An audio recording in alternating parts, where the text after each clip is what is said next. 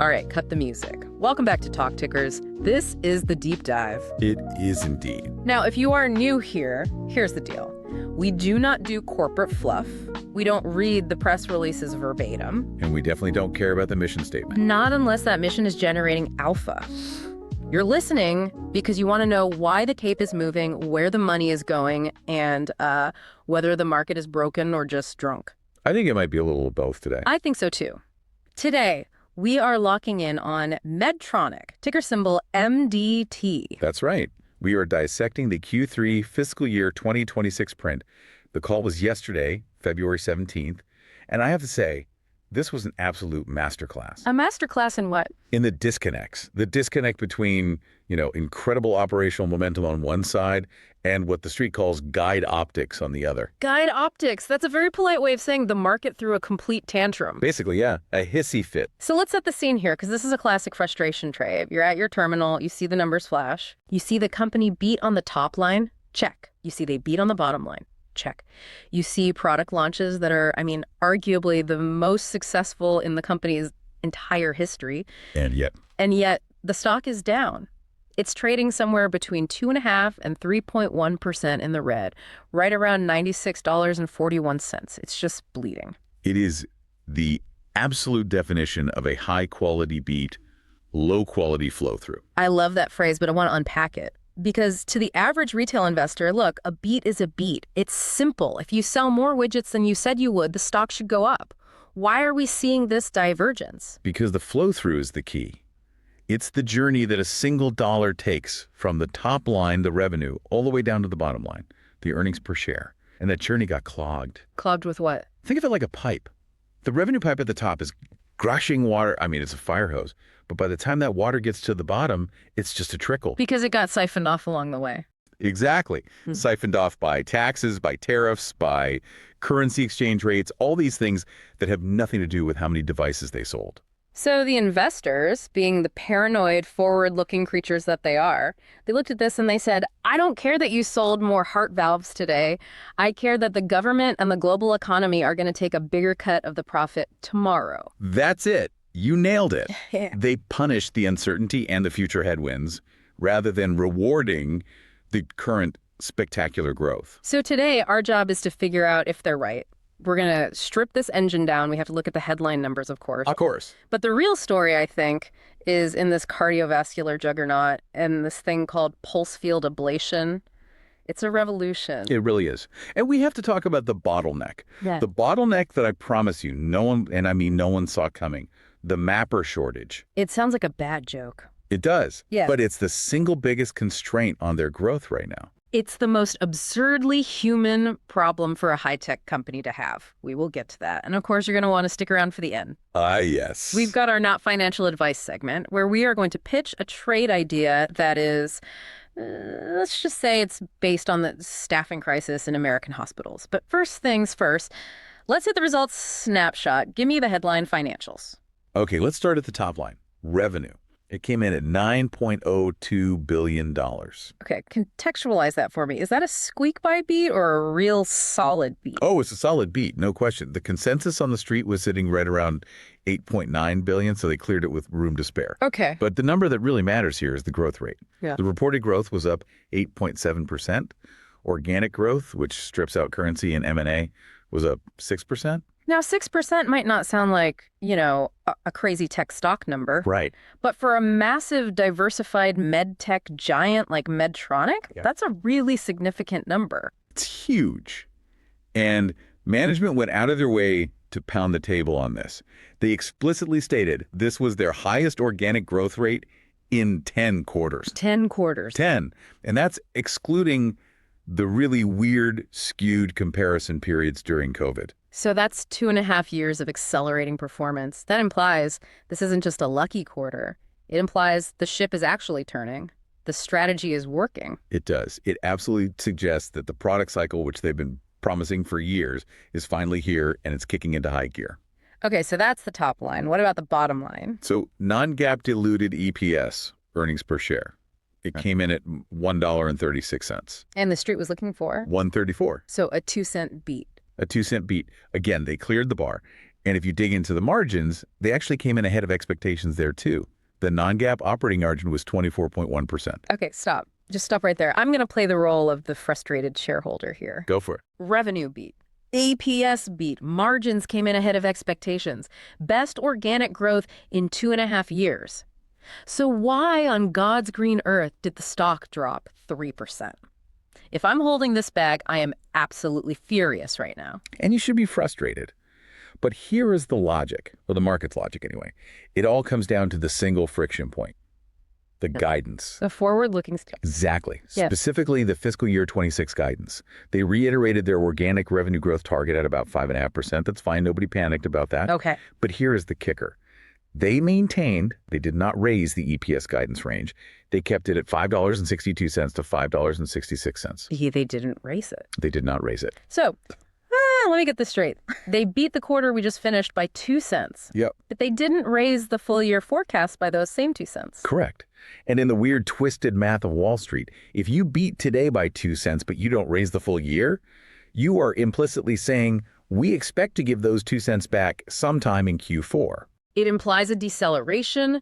It implies that the beat wasn't real or it wasn't sustainable, or worse, that they see some bogeyman coming in the next 3 months that's going to eat that profit. Precisely. And in this case, we know exactly what the bogeyman is. It's the tax rate and it's the tariff impact. But before we get into the macro depression of it all, Right. I really want to talk about what is working. Because if you just ignore the tax line for a second, the cardiovascular segment is putting up numbers that are, frankly, startling. Okay, let's do it. Deep dive segment 1. The cardiovascular juggernaut. This is the heart and soul of the company, pun absolutely intended. It is. The whole cardiovascular portfolio was up 11% year over year. And if you just isolate the U.S., it was up 13%. 13%. Management said that's the best growth in that segment in a decade. A decade. And the same driver here, it's not the old school stuff like pacemakers, is it? No. I mean, the old rhythm management business is steady. It's fine. But the rocket fuel here is a division called CAS Cardiac Ablation Solutions. And the number they gave for CAS was it 80%? 80. Revenue for cardiac ablation solutions was up 80% year over year. That sounds like a typo. For a large cap company like Medtronic, that is a typo level number. This is not a typo. And the driver is singularly one technology, pulse field ablation, or PFA. Management went out of their way to say that PFA accounted for 80% of that 80% revenue growth. Okay, we need to pause right here. We toss around acronyms like PFA and AFib all the time on this show. But I think if we want to understand why this revenue is up 80% and why the competition is absolutely terrified, we need to understand the physics. Why is pulse field ablation winning? Why are doctors throwing away their old tools for this? It all comes down to how you kill the cell. That's what ablation is. You're killing a specific heart cell that's causing an arrhythmia. Right. Atrial fibrillation, AFib, is caused by erratic electrical signals in the heart. So you go in, you burn the tissue to create a scar. That scar blocks the bad signal and the heart goes back to a normal rhythm. Simple enough. Correct. But in the old world, what we call RF ablation, which is radio frequency, or cryo, which is freezing, you were essentially cooking or freezing the heart tissue. You're using thermal energy. Like a tiny, precise branding iron inside the heart. Exactly. But here's the problem with cooking heart tissue. Thermal energy spreads, heat is messy, it's hard to control perfectly, and right behind the heart, millimeters away, sits the esophagus. The food pipe. The food pipe. And if you burn through the back of the heart and you hit the esophagus, that is a catastrophic, often fatal complication. It's called an atrial esophageal fistula. Every single electrophysiologist in the world lives in constant fear of this. So they have to be incredibly careful. Go slow, monitor the temperature constantly. It's a high anxiety procedure. Very high anxiety. The old tech is basically a flamethrower. I mean, it works, but you might burn the whole house down if you're not careful. Okay, so that's the old way. Right. Now enter PFA, pulse field ablation. This is non-thermal. It does not use heat or cold. It uses ultra-rapid, high-voltage electrical fields to induce something called electroporation. Electroporation. Okay, break that down for the 5-year-olds listening, or for the hedge fund managers. It's the same difference. Fair enough. Think of it like a sniper shot instead of a flamethrower. The electrical field literally blows microscopic holes in the cell membrane of the heart muscle cells. Okay. The cell becomes unstable, it can't maintain its integrity, and it dies. But here's the magic. Different types of tissue have different thresholds for this to happen. Heart muscle cells are very susceptible. They die easily. But nerve cells, blood vessels, and critically, the tissue of the esophagus are highly resistant to this specific electrical field. Wait. So you can blast the heart tissue, kill the bad cells that are causing the AFib, and the esophagus sitting just millimeters away is completely unharmed. Yes, that's it. It is tissue-selective ablation. And that safety profile changes everything. How so? Because the doctor no longer has to live in fear of killing the patient's esophagus. Yeah. So they can work faster, much, much faster. A procedure that used to take 3 hours might now take an hour. And speed is money. In a volume-based U.S. healthcare system, speed is everything. If you're a hospital and you can do 4 of these cases in a day instead of 2, you've just doubled the revenue from that cath lab. And that's the alpha right there. That's why the revenue is up 80%. It's not just about selling a better device for the patient. It's about selling a device that fundamentally changes the unit economics of the operating room for the hospital. That is cynical, but 100% accurate. And to understand the scale of this market share shift, you have to look at the broader market. The entire worldwide electrophysiology market grew about 20% in the quarter. Okay, which is healthy. Very healthy. But Medtronic's business in that space grew 80%. They are just eating everyone's lunch. They are taking massive, massive share. And this brings us to this tech war we're seeing play out. Historically, this market was absolutely owned by Johnson & Johnson, their Biosense Webster division. They owned it because they had the best maps. The 3D mapping system, right? The GPS for the heart. Exactly. To do an ablation, you need a 3D map of the heart on a big screen. J&J's Cardo system was the gold standard, is the best map. And if you own the map, you own the room. Doctors wouldn't even consider using a Medtronic catheter because it didn't play nice with the J&J map. It's the classic Apple ecosystem trap. Once you're in, you can't get out. You got it. But Medtronic is flipping that whole script. Their argument now is the map is a commodity. The catheter is king. Interesting. They're going into hospitals and saying, look, our PFA catheter is so good, so much faster, and so much safer that you will tolerate using our map just to get access to our catheter. And based on the numbers, it's working. It's absolutely working. They talked about their main product, the Sphere 9 catheter. There's this narrative being pushed by competitors that Sphere 9 was a niche product, only for really complex cases. Right.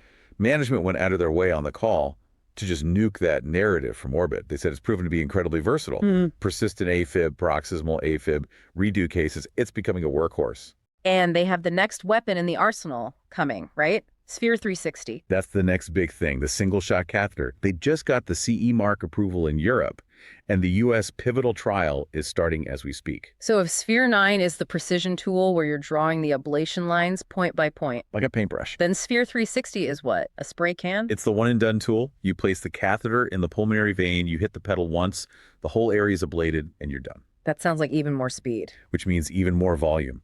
But, and there's always a but on these earnings calls, this incredible explosive demand is slammed into a wall. And it's not a technology wall, it's a human wall. The mapper shortage. This was, to me, the single most fascinating admission on the entire call. It's my favorite part because it's so absurdly analog. You have this multi-billion-dollar company, you have cutting-edge physics, you have robots, AI, all this incredible tech. And they essentially got on the phone and said, we can't sell more consoles because we can't find enough guys named Steve to stand in the room and help run the software. It's true. They explicitly stated that the primary constraint to growth is hiring enough mappers. So explain the role of the mapper. Why can't the doctor, who's this brilliant surgeon, just push the button themselves? Because these systems are basically supercomputers with a catheter attached. When a hospital buys a Medtronic ablation system, they don't just, plug it into the wall and go. You need a clinical support specialist, a mapper, who is employed by Medtronic, standing in the cath lab, scrubbed in, right next to the physician. Doing what? Helping the physician navigate the proprietary software, tagging the anatomical points on the 3D map, troubleshooting the system if there's a glitch. So the doctor is flying the plane. The mapper is the navigator, the air traffic controller, and the mechanic all rolled into one. That's a great analogy. And you cannot take off without the navigator in the cockpit. Medtronic is now realizing that you can manufacture a high-tech console in a week on an assembly line in Mexico, but it takes 6 months to manufacture a qualified mapper. Because you have to hire them, you have to train them on complex cardiac anatomy, you have to train them on the software, get them certified to even be in a sterile operating field. Exactly. It's a massive human capital investment. So that 80% growth number we were so excited about, that's the throttled number. That is the number with the parking brake still on. That is the supply constraint number. The underlying demand is clearly even higher. It's outstripping their human infrastructure. Which is incredibly bullish for the technology long term, but it's got to be an operational nightmare for them right now. It is, and it completely explains why they're so focused on digitizing the workflow. They mentioned the acquisition of CathWorks on the call. Right. They exercised their option to acquire them. That was for up to, what, $585 million? Correct. And CathWorks is all about using AI and advanced software to assess coronary physiology without needing invasive pressure wires. The long-term play here is obvious. Automation. They are trying to automate the Steve out of the room. Eventually, yes. If you can use software and AI to do some of the manual repetitive tasks in the cath lab, you reduce your dependency on these human bottlenecks. But for now, for the next year or two, they are just in a hiring frenzy. Okay, so cardiovascular is the engine. It's firing on all cylinders, limited only by the number of bodies they can throw at it. But Medtronic is pitching a platform offense. They aren't just a heart company. Let's move to segment 2, the generational growth drivers. This is where we look at hypertension. And honestly, this segment is undergoing a massive shift that I don't think the market has fully priced in yet. We're moving from a clinical data story to a consumer demand story. We're talking about the Simplicity Spiral system. This is renal denervation. Correct. This is a minimally invasive procedure to treat high blood pressure. It works by calming the overactive nerves that run along the arteries to the kidneys. For years, this was a science project. Right. It was all about, does it actually work? Will the FDA approve it? Will insurance ever pay for it? And all of those questions have now been answered. The FDA approved it. Reimbursement is live. They have 100 million covered lives already. So now, Medtronic is turning on the marketing hose. And a metric they shared was wild. It was. They activated a direct-to-consumer digital campaign, and the website visits for that campaign jumped from about 50,000 in Q2 to 2.5 million in Q3. A 50x increase in one quarter. A 50x increase. That just shows you the incredible latent demand that's out there. Think about the patient experience for a second. Okay. There are 18 million people in the U.S. with uncontrolled hypertension. They're taking 2, 3, 4 different pills a day. They have side effects. They feel terrible. And suddenly they see an ad on their social media feed that says, there's a one-time procedure that might fix this. It's the pivot from, is this clinically valid, to how soon can I get this done and where do I sign up? That's exactly it. They opened over 200 new accounts in the quarter. This is a pure volume play. Unlike the super complex cardiac ablation stuff, this procedure is designed to be a more streamlined, straightforward intervention. If they can convert even a tiny fraction of those 2.5 million website visits into actual procedures, the revenue ramp in FY27 is going to be vertical. It's basically scaling a brand new market vertical from zero. It is. And speaking of scaling new things, we have to talk about robotics, the Hugo system. The soft tissue robot. They finally got the key to the U.S. market. They did. FDA clearance for urologic procedures, and they did not waste any time. Management noted that the first U.S. cases were completed just last week.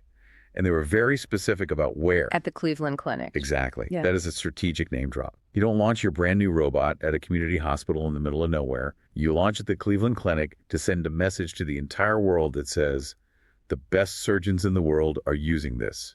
It's instant validation for the technology. And what was the feedback? They said smooth case rates and strong initial utilization.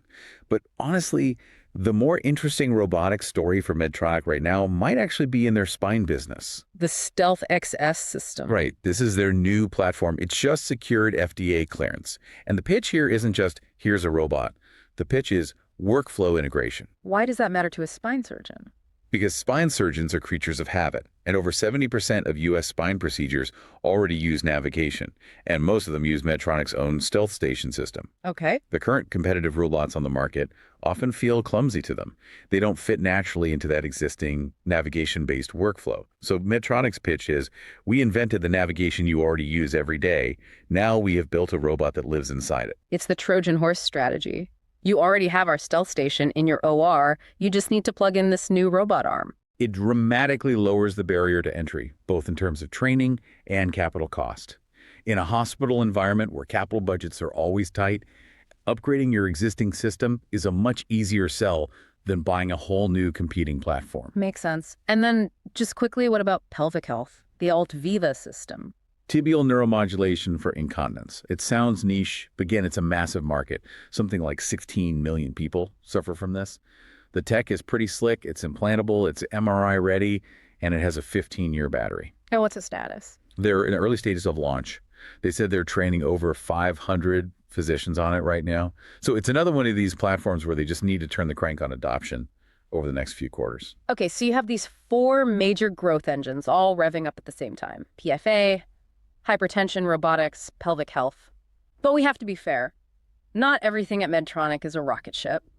We need to talk about the laggards, and we definitely need to talk about the spinoff. That's Deep Dive Segment 3. For sure.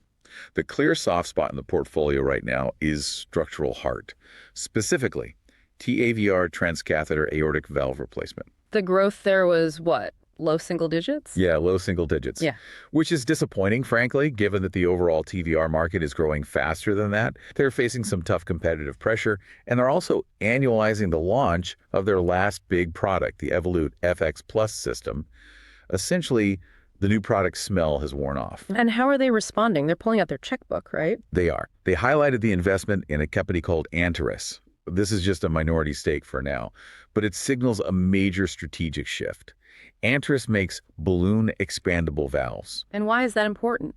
Because historically, Medtronic has been a self-expanding valve company. Their main rival, Edwards Lifesciences, absolutely dominates the balloon expandable side of the market. By investing in Antares, Medtronic is basically admitting we can't win this war just by playing our own game on our own turf. We need to enter their territory and compete head-to-head. It's an admission that their current internal R&D pipeline for TAVR has maybe hit a ceiling. I think that's a fair reading. It's a classic buy versus build decision. Yeah. And they're choosing to buy their way back into innovation in this specific area. Okay. And then, of course, the elephant in the room, or perhaps the cash cow that's about to leave the barn, diabetes. The spinoff. You know, it's funny. The performance of the diabetes division was actually really good. It was up 8% organic growth. Better than the core company. Right. International is seeing double-digit growth. And even the U.S. market is finally accelerating thanks to the new MiniMed 780G pump and the new Simplera sensor that syncs with it. So if it's growing faster than the rest of the company, why on earth would they spin it off? One reason: valuation arbitrage. Pure and simple. A high-growth, tech-focused diabetes company, think about a Dexcom or an Insulet, trades at a massive revenue multiple. A huge, diversified, slower growth med tech giant like Medtronic trades at a much lower multiple. They believe that by spinning it off, they can unlock that hidden value for shareholders. But the mechanics of this spinoff, they seem to be causing some headaches on Wall Street. Oh, the two-step. It's a bit of a mess, and it creates uncertainty.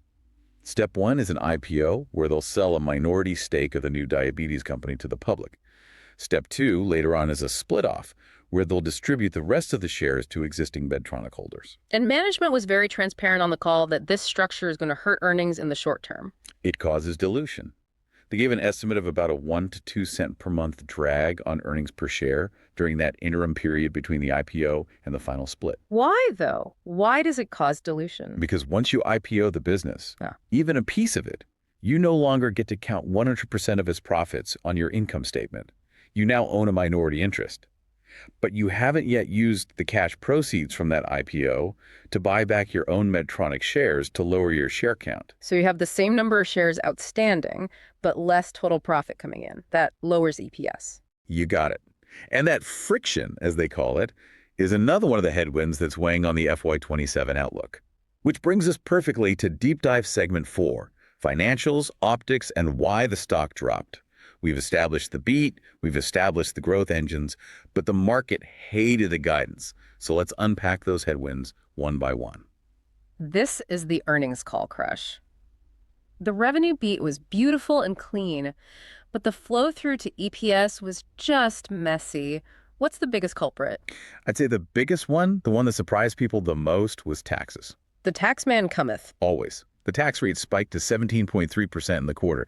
That was significantly higher than their own forecast and what the street was modeling. And they cited jurisdictional mix of profits as the reason. Okay, you have to explain jurisdictional mix. That sounds like corporate jargon. It is, but it's simple. It just means they made more of their money in high-tax countries like the United States and less of their money in low-tax havens like Ireland or Puerto Rico than they originally expected. So because their U.S. business was so strong, up 13%, you said, Right. a larger portion of their profit was subject to the higher U.S. corporate tax rate, which dragged the company's overall average tax rate up. Exactly. So in a very weird, paradoxical way, they are being financially punished for winning in the biggest and most important market in the world. That's insane. It's the reality of a global company. And you can't really engineer your way out of that in a single quarter. Okay, so that's taxes. What's next? Tariffs. This is the macro reality hitting home. Big time. They forecasted about $185 million impact from tariffs in fiscal year 26. That's a big number. But the scary part was the early forecast they gave for FY27. They expect that to grow to around $300 million. 300 million, that's not revenue. That is a $300 million hit directly to profit. It's just evaporation. It's pure profit evaporation. It has nothing to do with whether their products are good or bad or whether doctors love them. It's just geopolitical friction. It's the cost of moving goods and components across borders in an increasingly protectionist world. And then there was the product mix issue. This one is almost ironic. It's the ultimate good, bad news story. Their gross margins took a hit because they sold too much hardware. Right. Because when you sell a big PFA console to a hospital or a new insulin pump to a patient, that piece of capital equipment has a much lower margin than the disposable single-use catheter or the box of sensors that gets used with it later. Exactly. They are in a massive investment cycle right now. They are flooding the market with consoles to build out the installed base. That hurts your margins today. But the entire investment thesis is that it creates a very high margin, recurring revenue stream of consumables for the next 5 to 10 years. It's the classic razor and blade model. They're practically giving away the razors right now, which ruins the quarterly margin in the hopes that they can sell you blades forever. And management tried to spin it this way. They kept saying, this is an investment in our future installed base. And look, they're right. If I were a long-term buy and hold investor, I would absolutely want them to be doing this. But the traders... But the short-term traders looked at the combination of the tax spike, the tariff headwinds, and this hardware-heavy mix, and they just said, nope, we don't trust that the leverage is coming in Q4. And that's why they maintain the guidance. A beat in Q3, but maintaining the full-year guidance implies that Q4 somehow has to absorb all of these new and unexpected headwinds. Correct. And that uncertainty extends to FY27. They committed on the call to high single-digit EPS growth for next year. Which sounds good on the surface, doesn't it? High single digits. It sounds good on a bumper sticker. Yeah. But you have to check the math underneath. That growth number includes a 53rd selling week. Ah, the old calendar trick. It's a classic. Every few years, the fiscal calendar adds an extra week. That's basically free revenue and free profit. If you strip out the benefit of that extra week, the underlying organic earnings growth is much thinner. And on top of that, you have to layer in the dilution. Right. They have the M&A dilution from buying CathWorks, which they quantified at about 4 to 5 cents. And they have that ongoing friction from the diabetes spinoff that we talked about. So the high single-digit growth number is a bit of a Frankenstein number. It's stitched together with an extra week, some dilution, some tax headwinds, and then finally some actual underlying organic strength. Exactly. It's messy. And the market hates messy. They wanted a clean, simple beat and raise. What they got was a beat and maintain with a side of complicated tax talk. And that's why the stock is trading at $96. Let's talk about that price, $96.41. Stock is down. What's the broader investor context here? Where does Medtronic fit in? Valuation-wise, Medtronic has been a show-me story for a long time now. The total return over the last year is roughly plus 15.6%.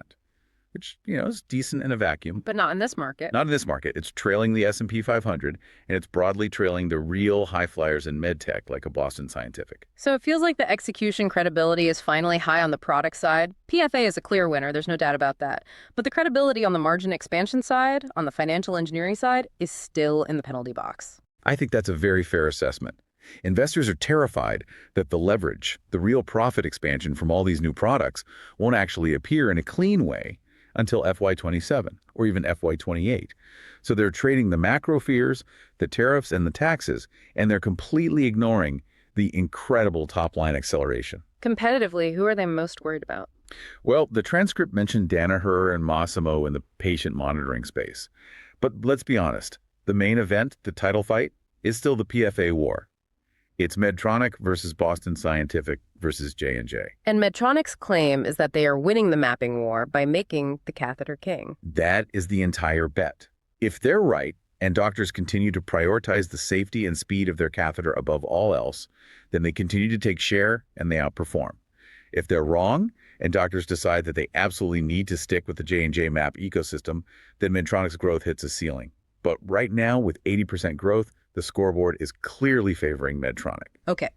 We have the data, we have the context, we have the messy financials and the exploding product lines. Now let's get to the part of the show where we get a little creative. Disclaimer time. Absolutely. This is not financial advice. We are two voices on a podcast. We are not your fiduciary. Please do your own diligence. Do not trade based on anything you hear us say. We are just reading the tea leaves for entertainment purposes. If you lose money, do not tweet at us. Now that the lawyers are happy, what's the pitch? I'm calling this one the Mapper Squeeze and the Spinco Arb. I like the title already. Break it down for me. Okay, here's the setup. We have two key fundamental facts from this transcript that I think everyone else is ignoring because they're too focused on the tax rate. Fact one, Medtronic openly admits the only thing stopping them from selling more PFA, their hottest product in a decade, is hiring humans, mappers. Right, the bottleneck. Fact two, the diabetes business is growing at 8% faster than the core company, but it's being spun off into a new separate company. Let's just call it SugarCo for now. Okay, I'm with you so far. Two facts. Leg one of the trade. You buy Medtronic, MDT, right now on this dip. You hold it through the diabetes IPO. Why? What's the point of that? Because you want the SugarCo shares. When they finally do the split off, you're going to get shares of this new company. That new company is a high-growth, pure-play diabetes tech asset. It's going to get a tech multiple, not the sleepy, diversified med tech multiple. The market is undervaluing that spin right now because of the messy two-step structure and the dilution. So you grab the Medtronic shares now, you wait for the split, and you keep the SugarCo. Okay, so you're long the high-growth asset that's being spun out. Yeah. What's the hedge? There has to be a hedge. Leg two, you short the legacy Medtronic, the RemainCo, immediately post-split. Whoa, that is aggressive. Why would you short the mothership? Because look at what's left behind. The RemainCo gets stuck with the $300 million tariff bill. They're the ones importing all the heavy hardware. They get stuck with the slow-growth structural heart baggage, and they lose the growth halo of the diabetes unit that was making their overall growth rate look better. Without diabetes, Medtronic looks a lot more like a slow-growth industrial company with a serious tax problem. So you're basically performing your own surgery. Yeah. You strip out the diamond and you short the coal mine that's left over. That's exactly it. But here's the outrageous kicker. The third leg. This is the one based on the mapper shortage. I knew there was a third leg. You go long a staffing firm. A staffing firm. Like a temp agency. Not just any staffing firm. Think about it. Medtronic, Boston Scientific, Johnson & Johnson, they are all fighting a brutal, desperate war for a very specific type of skilled labor, mappers. They need specialized EP technicians, and they need them yesterday. Management said it's their #1 constraint on growth. What happens in any market when demand for a scarce resource massively outstrips supply? The price goes through the roof. Wages go up. Headhunters get paid a fortune. Exactly. So you find the small cap medical staffing ticker that specializes in placing cath lab techs and clinical support specialists. If Medtronic is desperate for mappers, you can bet the salaries and the placement fees for those people are going to the moon. So you're saying Medtronic's margin compression, because they have to pay a higher labor cost to hire these mappers, is the staffing firm's margin expansion. Precisely. You lever up on the people who are supplying the shovels, or in this case, the people who are supplying the people who operate the high-tech shovels. It's a pure labor arbitrage play on a medical device technology war. That's actually wildly plausible. It connects the macro bottleneck that everyone heard on the call directly to a tradable, actionable thesis. The mapper squeeze. You heard it here first. Okay, let's wrap this thing up. A quick recap for the listeners who might have joined late. Medtronic Q3. It was a revenue beat and an EPS beat.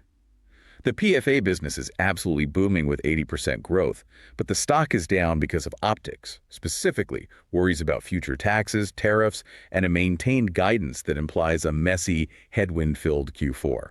The story is clearly shifting to platform offense. You need to watch the Sphere 360 PFA catheter, watch the Hugo robot rollout in the US, and watch the consumer demand for the Simplicity hypertension procedure. Those are the next legs of the growth story. And the next major catalyst will be the Q4 earnings call. We need to get a refined outlook for that FY27 tariff impact. We need to see if that $300 million hit is real, and more importantly, how they plan to offset it. Until then, keep your eyes on the ticker. We'll see you for the next print. Thanks for listening.